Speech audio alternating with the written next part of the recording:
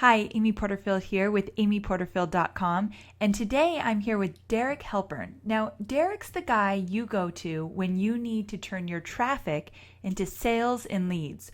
Or maybe you don't have enough traffic going to your website and you need more traffic. He's also the guy you turn to. He knows what to do to get you real results. So, Derek, thanks so much for being here today. Hey, what's up, Amy? Thanks for having me.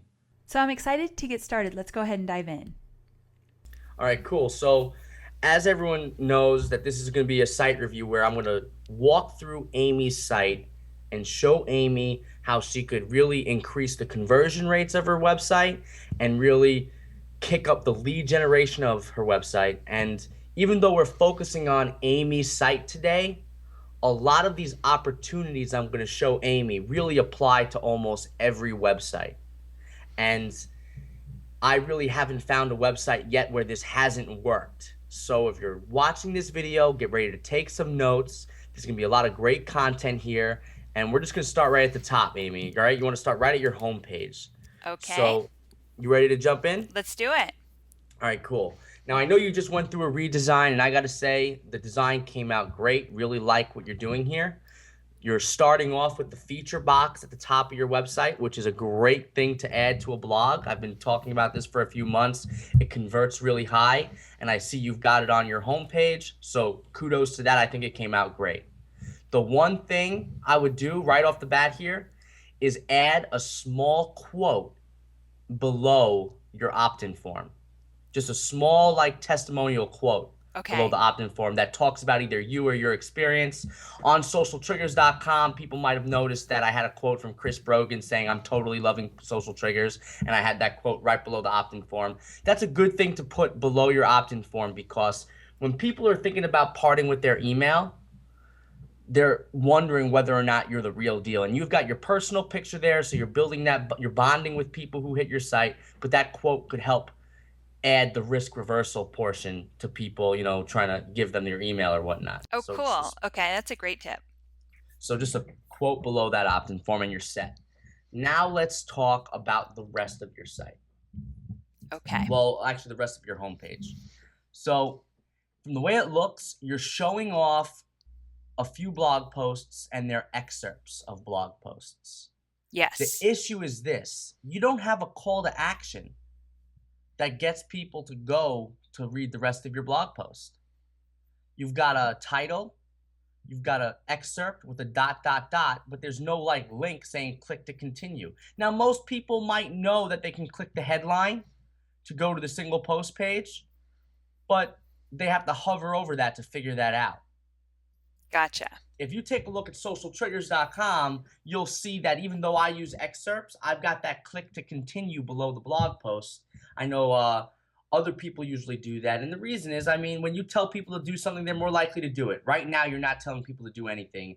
And there's some people who are in a rush. They'll visit your site. They'll see your feature box. They'll start scrolling down and realize like, all right, where's all the content? I can't click to continue. Okay, makes sense. All right, so that'd be the first tip for the homepage is get those click to continue things. Second tip, I mean, there's some people who like this, but I got to tell you, I hate categories and I hate tags. And even though it's a great way to organize your content for maybe yourself, I don't feel that categories really add that much value to a blog. Okay. And if you look at these category pages now, if you really are dead set on using categories, Which I'm not. okay, but I'm saying if you did want to use categories, there's a right way to do it. And the best way to do that is to maybe pick between 3 and 8 categories for your entire site and make sure each blog post only falls under one of them. Okay. And if you're going to do it, you want your categories to be topical, not necessarily descriptive. Like I know you have like a how-to tools and strategies category, and I think that's a good category, but it's like how-to tools and strategies for what? It doesn't make sense. Okay. So if you're going to do it, I would definitely do topical categories, and I would limit your categories from like 3 to 10 or so. And I definitely wouldn't link to them under your post. Like I would not send any traffic to those category pages. Okay. Instead, and I've talked about this before, instead of category pages, I really firmly believe that all blogs should should create what I call resource pages. Have you heard about resource pages? No. All right, so here's what resource pages are. You have just give me a quick overview. What type of content do you usually write about on your site? Give me some topics. Facebook marketing, how to get engagement with social media, how to use video on your social media sites. Okay. Now here's a question. How many blog posts do you have maybe under each of those sections? Like 5 blog posts? A little more than that, probably. All right, cool. So here's what I want you to do. If you go ahead and say, all right, Facebook marketing is one page, video marketing is another page, engagement marketing, whatever you want to name them, you can name whatever you want. Those all become separate pages on your site. You then create a headline for those pages. You create some introductory content, and then you link to, say, 5 or 6 of your best articles in that topic, and then you put an opt-in form. That's awesome. I love that. Now, as an example of this, I'm sure you've seen this, but if you go to socialtriggers.com, I'm going to go there right now. all right, go to socialtriggers.com/list-building. Okay. Now, I often write about list building, and as you can see here, I've got just that page. I got a nice little persuasive headline. I've got some introductory content. Then I link to 3 articles, and then I have an opt-in form. This is an example of a resource page. So you're having people opt in, even though these are blogs that they could find on your site without opting in. You're still having them opt in here. Yeah, so they go there, they can see the links, they could click the links, but chances are if they see 3 or 4 or 5 links, they might think to themselves, all right, well, this is a lot of content. I can't read it all now. Let me go sign up below instead. That's awesome. I love that strategy. I'm going to do that for sure. Yeah, so now this is a less aggressive way to get an opt-in. You could be a little bit more aggressive where you can take that opt-in form and move it towards the top before the links to the articles. You could do it after. I had it at the bottom because I wanted to make sure that this got some social media action. As you can see, it got 100 tweets, 32 likes, and this generates some good traffic.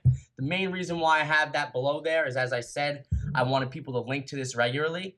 And my goal was to start ranking for terms like building an email list or list building. So this was really an SEO play where I wanted to rank for something specific, not necessarily an opt-in play. I might go more aggressive on this page in the future, but in the beginning, I recommend you do the less aggressive approach and then potentially progress to the more aggressive approach. I will. What's cool is that I'm right in the middle of a 6-part blog series about blogging and social media. So it would be a perfect thing to put on something like this. Yeah, perfect idea. That's a perfect idea. And since it's a 6-part thing, you could have the 3 parts and say for part 4, part 5, part 6, make sure you enter your name and email below so you don't miss it. Oh, that's perfect. Okay. So you could even build it before it's done and then use the upcoming parts as a reason to subscribe.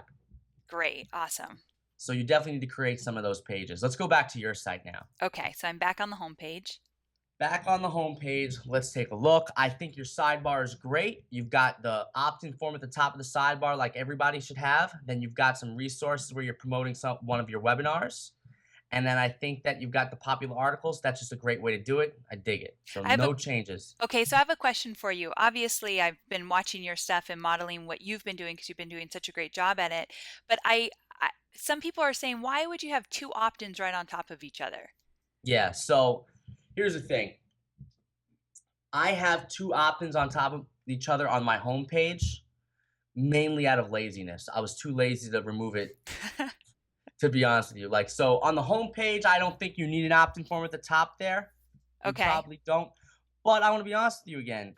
I mean, it doesn't hurt. On the sidebar, you're talking. It's a different call to action, and people might ignore your first call to action. Maybe they'll take your second call to action. Okay, cool. And when you've browsed through my site, for example, I mean, you've been there. It never feels overwhelming. I'm not being overwhelmingly salesy. No. On any of my stuff, and it's not overwhelming that even though I want your email, it never feels overwhelming. And it becomes overwhelming when you show the same opt-in form several times, but you have a feature box that looks different than the sidebar opt-in form. So if the feature box doesn't grab people, maybe the sidebar will. Cool. But you can remove that sidebar one on the homepage only if you want to. Okay. All right. Now we talked about, I mentioned how I wouldn't link to the categories. I mentioned that you want to put the click to continue on your posts. The other thing that I want to talk about now is let's go to your about page, because the about page you'll find is one of your most popular pages on your site. Okay.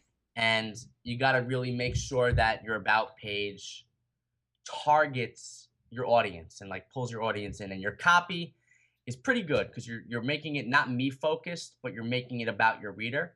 One suggestion is instead of making the about page say called About Amy, make a more persuasive headline there, like why Amy Porterfield is the perfect website to read if you're looking to do X, Y, and Z. You know what I mean? Make that a more make that a headline. Okay, cool. Headlines, as you know, headlines are a big deal. Use headlines. Now, the other thing that I want to talk about is that you've got no opt-in forms built into your about page.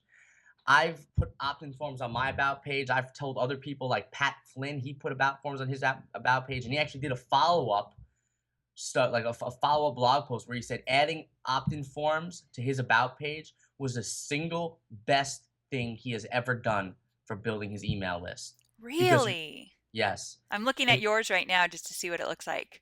Yeah, so I've got 3 on mine. You could probably do 2. But adding an opt-in form to your about page, like put one right after your first section before the part 1 mini intro, and then put one maybe at the part 2, like before part 2, and then put one at the bottom or something like that. I don't know why my part 2 header's so tiny, but yeah, I see what you mean. Yeah, you got to fix that too. Yeah.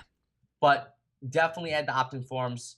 And it's probably one of the single best things. As I said, Pat Flynn is the single best thing. It was really great for me. And I think if you put it there, you'll see a lot of great results also. Okay, cool.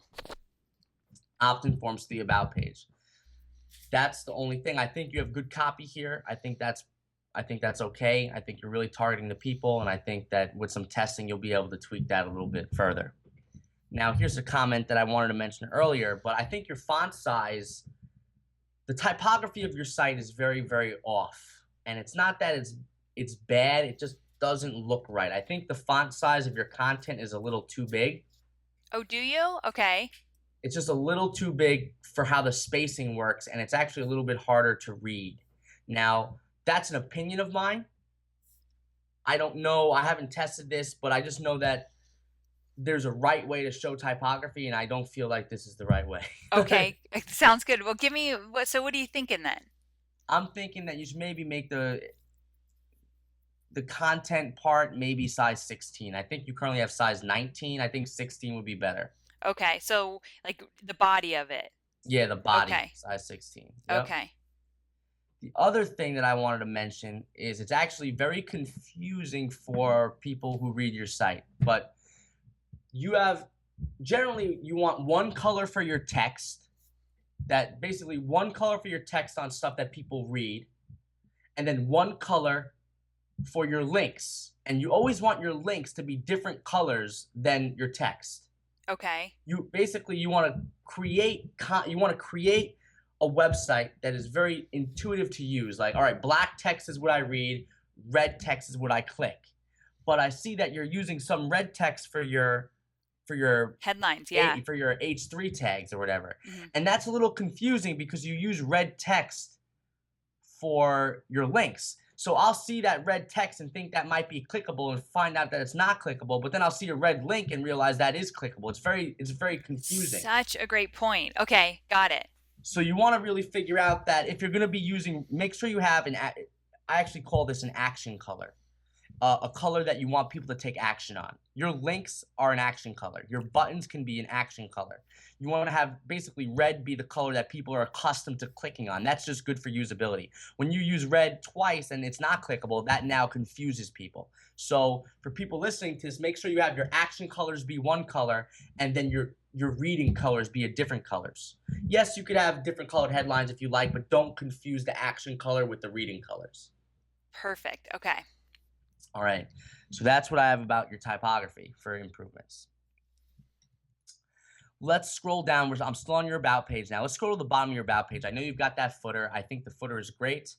The only thing that I would do is you have no call to action here. I personally use an opt-in form. I don't think you need an opt-in form. Instead, what you can do is just simply add a link at the bottom about Amy that links to your about page. Because Okay. you have about who you are, and they read that, it's like, all right, great. But you want to get people accustomed to taking action after they read your text.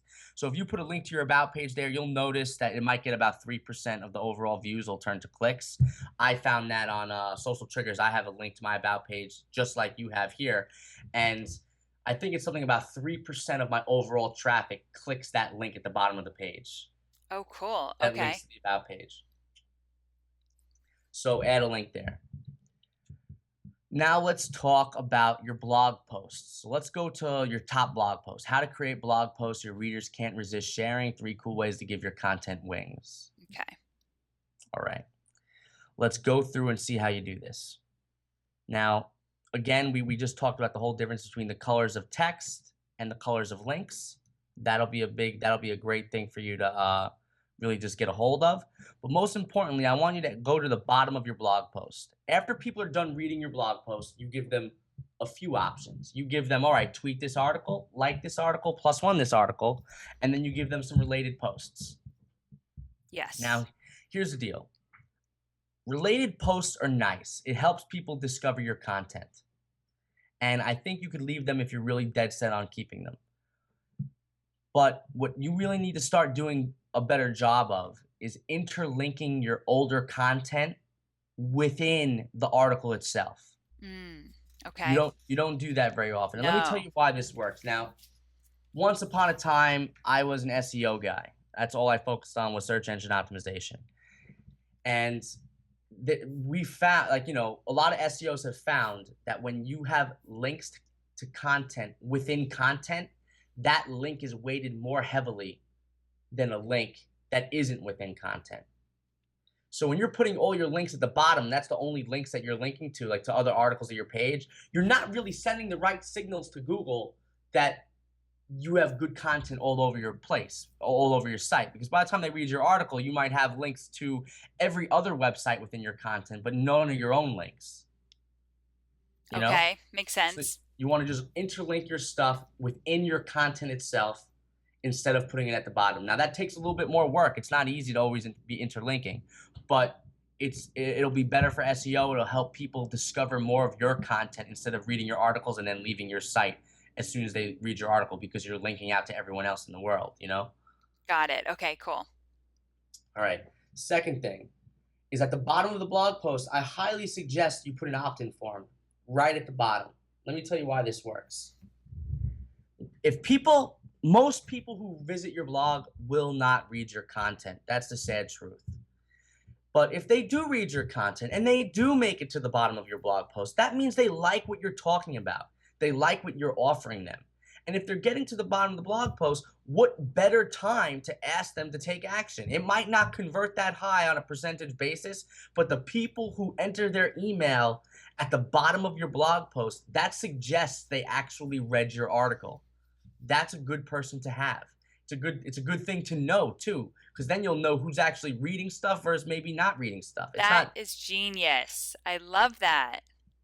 So that's next tip. Okay. Is the sign up form at the bottom of the blog post. Again, I would get rid of that category, those category links. I will. Okay. And that's also a little bit confusing because now you have another link color that's gray and not red. Like you have red links and now you have gray links and then you have red text. Just the overall typography is a little bit weird. It's pretty off. Yeah. Yeah. So just like it, literally, you can tell your designer, I need two different things. I need reading text and I need clicking text. So text that you click on and text that you read should be distinctly different. Okay. And that's just a quick tip. All right. Let's talk about your shop page. You've got the shop page right at the top. This one feels messy to me, so I'm glad we're going to talk about this. Yes. Okay. So let me tell you why it feels messy to you. Okay. It's for a few reasons. You've got a lot of content on this page, and it's very wide, the content.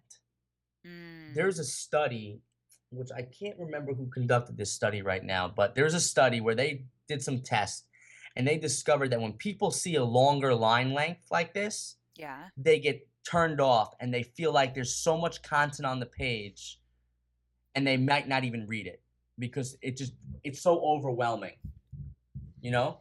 And what you want to do is you want to thin this content out. Like if you go to social triggers and you notice when I get rid of my sidebar, my content doesn't get wider.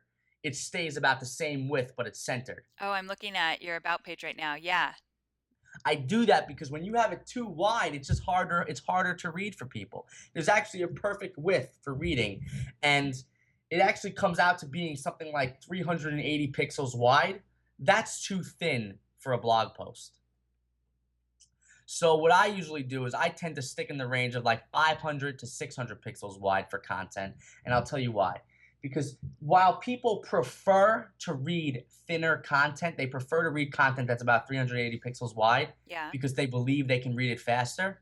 They prefer to read that, but they actually read content that's about 500 pixels wide to 600 pixels wide, which is assuming a size 16 font or so.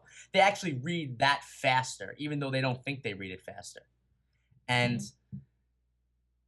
when you thin your content out that way, you're going to really create the optimal reading experience. If you really want to then take it to the next level, you can do what I do on Social Triggers, where I always add an image at the top of my blog post to thin my content out at the top to about 380 pixels wide.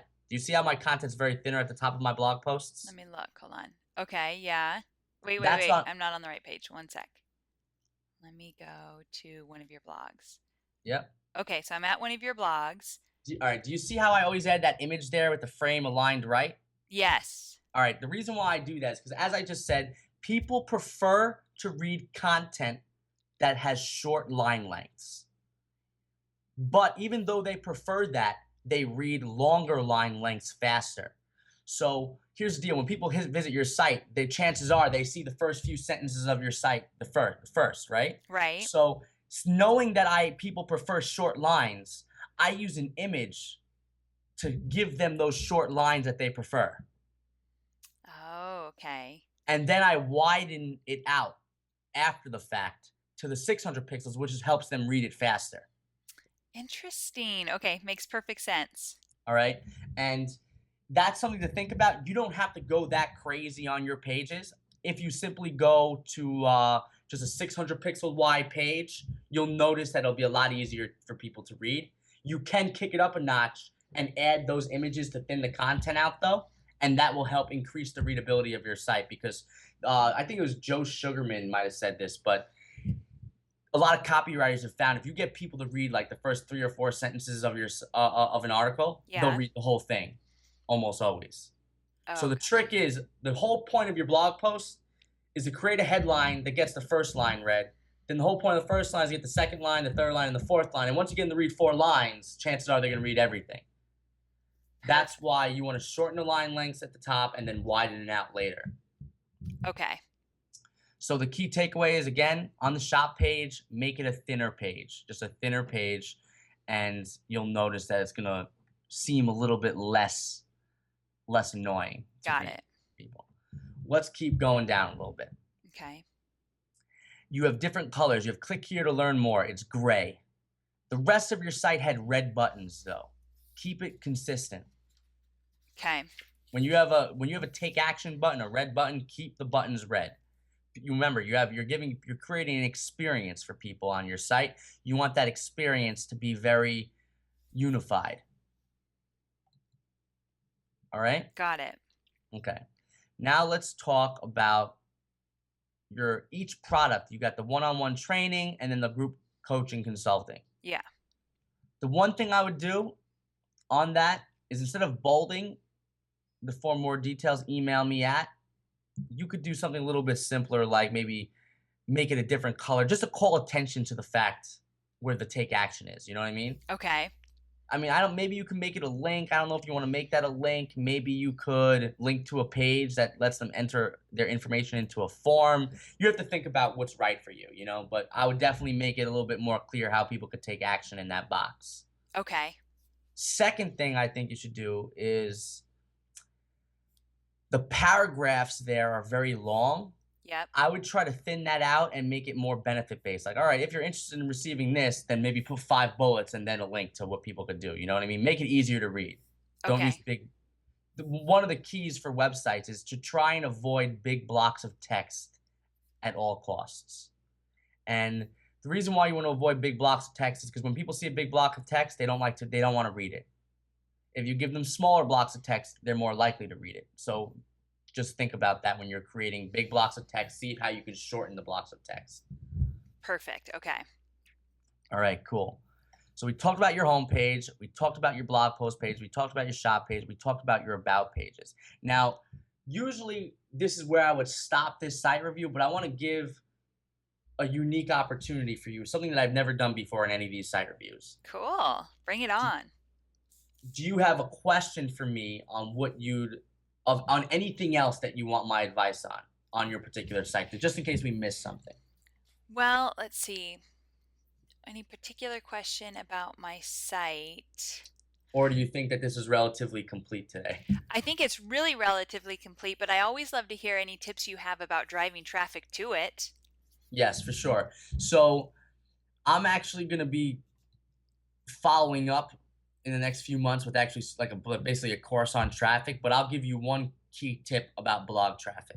Cool. And it's something that people always seemingly forget. People like to read, when they read blogs, especially blogs about you, you have to realize that the one thing that will always be unique content is your results on something that you've done, right? So, for example, let's say you want to write about a new Facebook strategy, right? You write about that Facebook strategy and then you write a blog post about it. The next blog post could be, all right, here are the results that I got from that Facebook strategy I told you about last week, right? Here are the results I got, and show them how you got the results from that strategy and what you did to get those results. Then the third blog post you write is, first I told you the strategy, here are the results I got from that strategy. The third blog post is all about, all right, here's how this strategy could work for every kind of niche. Got it. That's cool. Now, what's really cool about this is that, one, like I said, people like to hear you. People like to see your results. Now you're doing a complete follow-up where you're going to like, all right, here's a strategy, here's the results of the strategy, and then here's how you can implement this strategy. And that's 3 pieces of content for one idea. That's awesome.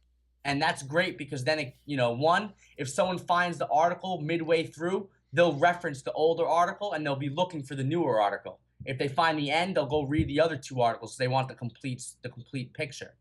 And it's a way to then keep your readers engaged. Like when you give them the first blog post, they're going to look for the next one. When they give them the next one, you're going to look for the next one. You know what I mean? So it's about keeping people engaged in your content by going through this whole process of, all right, here's a strategy, here's my results of the strategy, and here's how you can do it, Yeah. So that would be my one traffic tip for you. No, that's great. I'm going to use that. Cool. All right. Hey, thanks for having me. I thought this came out great today. I hope everyone listening got a lot of value, and that's pretty much it for today. Thanks so much, Derek. You have always good stuff to share, so I really appreciate it. All right. Thank you. Have a nice day. Take care.